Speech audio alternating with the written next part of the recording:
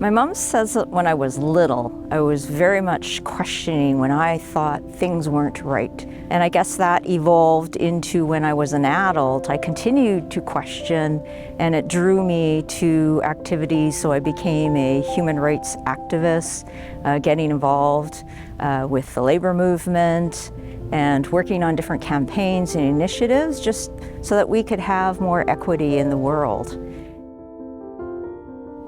One of the most important movements for me right now is the whole BC redress. In 2012, the BC government made an apology, but there wasn't any meaningful action taken after that.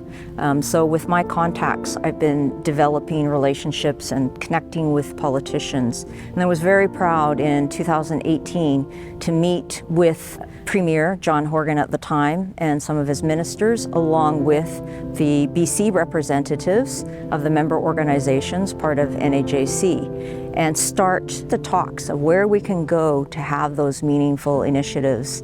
So an important challenge that we faced was helping people recognize the importance of knowing about this injustice so that it's not repeated again in future. Too often we are hearing the same rhetoric, and that's what we need to guard against. And that's why the story of Japanese Canadians is so important, because if people understand how, if you're complacent, how if you don't question what those in power are doing, it could happen again, and it has. It's happened again, and Japanese Canadians have been horrified and have been speaking out. We cannot let this injustice happen again to any other group of people.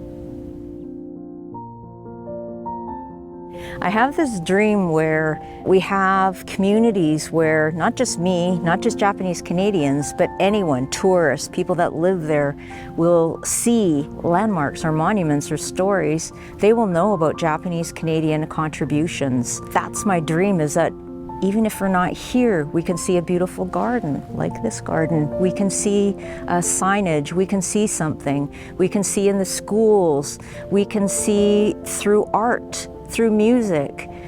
There's a place for Japanese Canadians. Japanese Canadians came here and contributed. Then there was that horrible period where they were uprooted, but people came back. New Japanese Canadians are here. So we want it all reflected in the communities. And that's my ideal, that it will be there for everyone to see.